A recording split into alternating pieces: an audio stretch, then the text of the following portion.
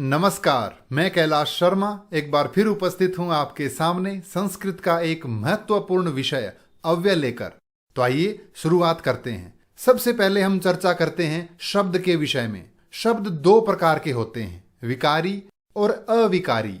विकारी यानी वे शब्द जिनमें लिंग वचन आदि के आधार पर परिवर्तन होता है, यानी जिनका रूप बदलता है। जैसे बालकः तो इसका स्त्रीलिंग बन जाएगा बालिका, पठति तो इसका बहुवचन बन जाएगा पठन्ति। यानी सभी संज्ञा, सर्वनाम, विशेषण, क्रिया आदि शब्द विकारी शब्द कहलाते हैं। इसी तरह से दूसरा शब्द है अविकारी, यानी वे शब्द जिनमें लिंग वचन आदि के आधार पर परिवर्तन नहीं होता, उन्हें अविकारी शब्द कहते हैं। जैसे यदा, कदा, अत्र, च आदि। तो ये जो अविकारी शब्द हैं, इन्हीं को अव्यय कहते हैं। आइए थोड़ा और विस्तार से समझते हैं। अव्यय का अर्थ क्या है? अव्यय अ प्लस व्यय यानी अव्यय, अर्थात जो खर्च न होता हो। व्यय का अर्थ होता है खर्च होना। यहाँ खर्च होने का अर्थ है जिसका रूप न बदलता हो, यानी हर स्थिति में एक समान रहने वाला शब्द अव्यय कहलाता है। जैसे यथा, तथा, एव, ही आदि। आइए अव्यय की परिभाषा के विषय में जानते हैं। एक प्रसिद्ध श्लोक है, सदृशम त्रिषु लिंगेषु सर्वासु च विभक्तिषु वचनेषु च सर्वेषु यन्न वेति तदव्ययम्। अर्थात वे शब्द जो किसी भी लिंग, विभक्ति, पुरुष, वचन आदि के अनुसार परिवर्तित नहीं होते, यानी जिनका रूप नहीं बदलता, उन्हें अव्यय कहते हैं। अब ये बात हमने बार बार पढ़ ली कि अव्यय का रूप नहीं बदलता। ऐसा क्यों होता है, कैसे होता है? आइए जानते हैं अव्यय कैसे नहीं बदलता। जैसे एक वाक्य है, बालकः उच्चैः हसति। बालक जोर से हंसता है। बालकाः उच्चैः हसन्ति। अनेक बालक जोर से हंसते हैं। बालिके उच्चैः हसतः। दो बालिकाएं जोर से हंसती हैं। बालकेन उच्चैः हस्यते। बालक के द्वारा जोर से हंसा जाता है। इसी तरह बालिकाः उच्चैः अहसन। अनेक बालिकाएं जोर से हंसी। इनमें ये जो शब्द हैं, इसमें बालकः एक वचन, इसका बहुवचन बना बालकाः। स्त्रीलिंग में द्विवचन बना बालिके। कारक के अनुसार बदला बालकेन। स्त्रीलिंग में बहुवचन बना बालिकाः। इसी तरह से जो क्रिया शब्द हैं, उसमें हसति एक वचन, हसन्ति बहुवचन, हसतः द्विवचन, हस्यते ये भाववाच्य, अहसन भूतकाल। यानी ये जो कर्ता शब्द हैं ये और क्रिया शब्द हैं ये दोनों हर वाक्य में बदले हैं। लेकिन ये जो शब्द है उच्चैः, ये हर वाक्य में एक समान रहा है। तो हम यहाँ इन्हीं शब्दों के विषय में चर्चा कर रहे हैं। ऐसे शब्दों को ही अव्यय कहते हैं जो किसी भी लिंग, वचन, कारक या काल के आधार पर नहीं बदलते, उन्हें अव्यय कहते हैं। तो इन सभी वाक्यों में उच्चैः शब्द अव्यय है। आइए अब जानते हैं अव्यय के प्रकार के विषय में। अव्यय दो प्रकार के होते हैं, रूढ़ अव्यय और यौगिक अव्यय।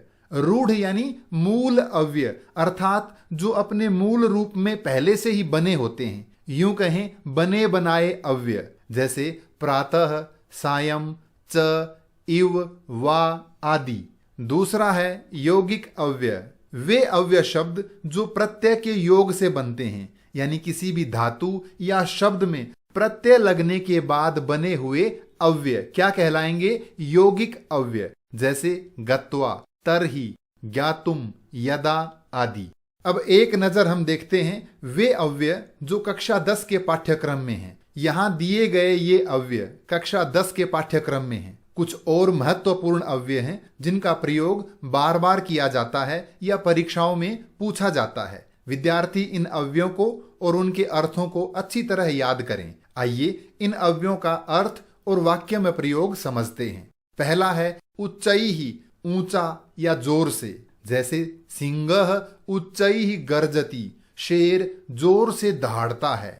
च यानी और। श्यामः मोहनः च प्रतिदिनम अभ्यासम कुरुत। श्याम और मोहन प्रतिदिन अभ्यास करते हैं। श्वः यानी आने वाला कल। सुधा श्वः जयपुरम गमिष्यति। सुधा कल जयपुर जाएगी। ह्यः यानी बीता हुआ कल।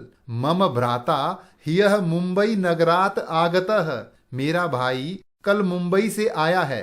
अद्य यानी आज। अद्य अहम विद्यालयम न गमिष्यामि, आज मैं विद्यालय नहीं जाऊंगा। अत्र यहाँ। एषः क्रीडा क्षेत्रः, यह खेल का मैदान है। अत्र खनन कार्यम मा कुरु, यहाँ खोदने का काम, खुदाई का काम मत कीजिए।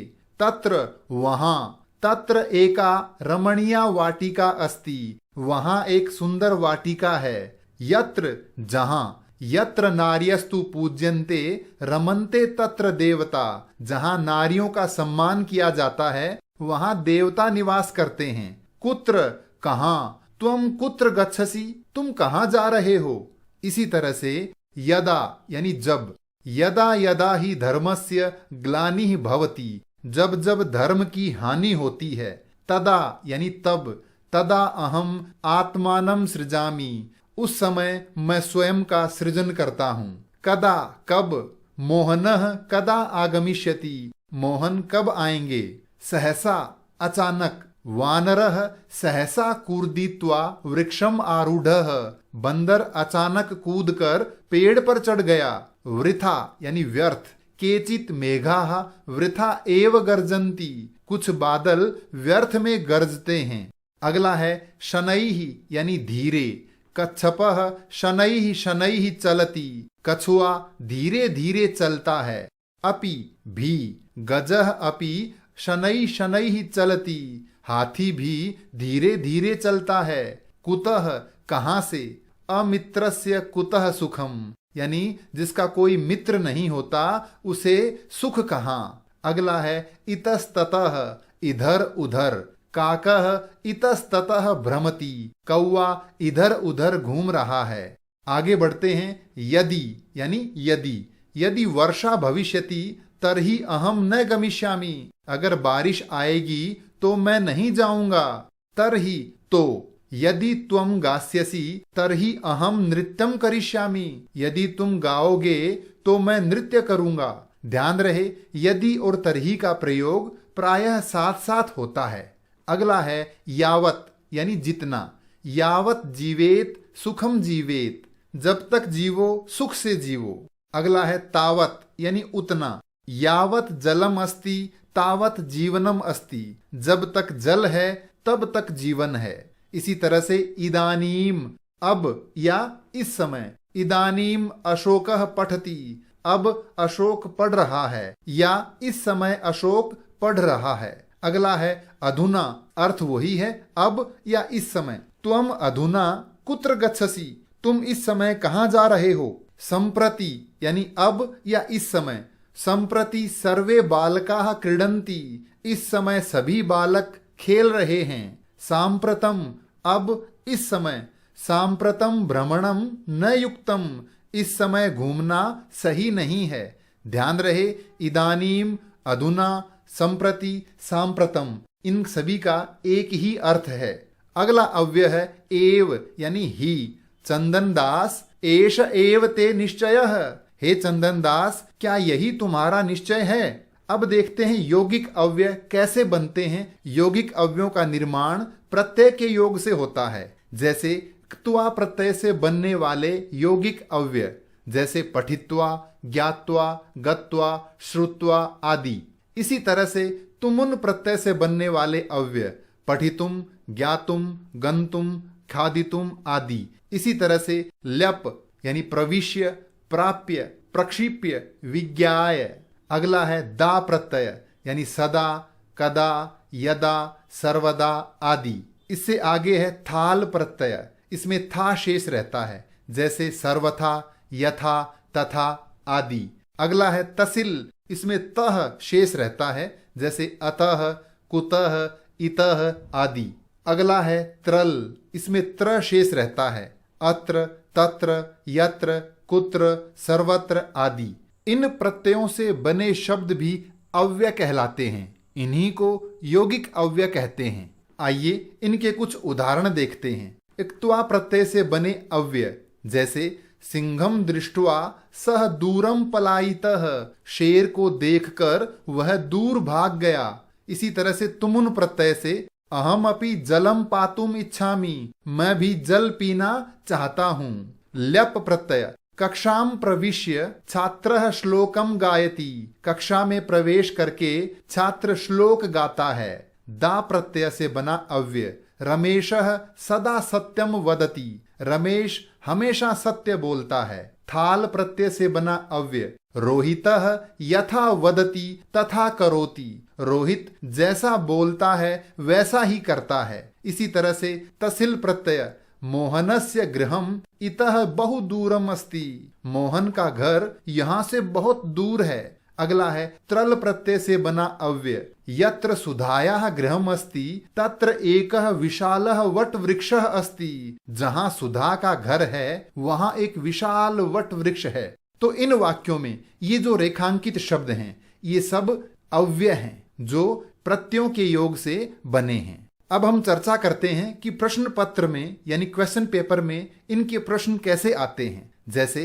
अधोलिखितेषु वाक्येषु अव्यय पदानि चित्वा लिखत, नीचे दिए गए वाक्यों में से अव्यय पद चुनकर लिखिए। जैसे रामः मोहन च पठतः, राम और मोहन पढ़ रहे हैं। इनमें अव्यय शब्द कौन सा है, रामः, मोहनः, च या पठतः। तो ध्यान रहे राम मोहन ये संज्ञा शब्द हैं, पठतः ये क्रिया यानी धातु रूप है, तो अव्यय हुआ च। इसी तरह से अगला वाक्य है क्रुद्धः सिंहः उच्चैः गर्जति, क्रोधित शेर जोर से दहाड़ता है। इसमें अव्यय शब्द कौन सा है, इसमें अव्यय है उच्चैः। अगला वाक्य है यत्रास्ते सा धूर्ता तत्र गम्यताम, जहां वो धूर्त है वहां चलिए। इस वाक्य में अव्यय कौन से हैं, यत्र जहां, तत्र वहां, सा वह, या अ और ब दोनों। तो इसमें अव्यय हैं यत्र व तत्र यानी अ और ब दोनों। एक प्रश्न इस तरह से आता है कि रिक्त स्थान भरिए। जैसे अद्य मेघाः डैश गर्जन्ति, तो यहां रिक्त स्थान में क्या आएगा, शनैः धीरे, उच्चैः जोर से, च और, तरहि तो सही कौन सा होगा, उच्चैः यानी जोर से। आज बादल जोर से गरज रहे हैं। अगला है यदा माला आगमिष्यति डैश अहम गमिष्यामि, जब माला आएगी डैश मैं जाऊंगा। तो विकल्प है वृथा यानी व्यर्थ में, सर्वदा हमेशा, सदा हमेशा, तदा तब। तो सही विकल्प है तदा। अगला वाक्य है शृगालः यावत पश्यति डैश सिंह पद पद्धति ही दृश्यते, गीदड़ जितना देख पाता है यानी जहां तक देखता है डैश शेर के पैरों के निशान दिखाई देते हैं। विकल्प हैं तावत यानी उतना, सहसा अचानक, सर्वत्र सभी जगह, एव ही। तो सही विकल्प है तावत यानी उतना, गीदड़ जितना देख पा रहा है वहां तक उसे शेर के पैरों के निशान दिखाई दे रहे हैं। अगला वाक्य है यदि वर्षा भविष्यति रिक्त स्थान अस्माकम अवकाशः भविष्यति, यदि वर्षा होगी डैश हमारा अवकाश होगा। विकल्प दिए हैं ह्यः यानी बीता हुआ कल, च और, तरहि तो, अपि भी। तो सही विकल्प है तरहि यानी यदि वर्षा होगी तो हमारा अवकाश होगा। तो इस तरह के प्रश्न एग्जाम में पूछे जाते हैं। अव्यय से संबंधित प्रश्नों को हल करने के लिए विद्यार्थी इन अव्ययों को और उनके अर्थों को भली भांति याद करें। यहाँ महत्वपूर्ण अव्यय और उनके अर्थ दिए गए हैं। इनको यदि हम याद कर लेते हैं तो अव्यय से संबंधित प्रत्येक प्रश्न को हम आसानी से हल कर पाएंगे। तो ये था हमारा आज का विषय अव्यय। अव्यय से संबंधित कोई भी प्रश्न हो तो कृपया कमेंट्स में लिखकर अवश्य पूछें। धन्यवाद।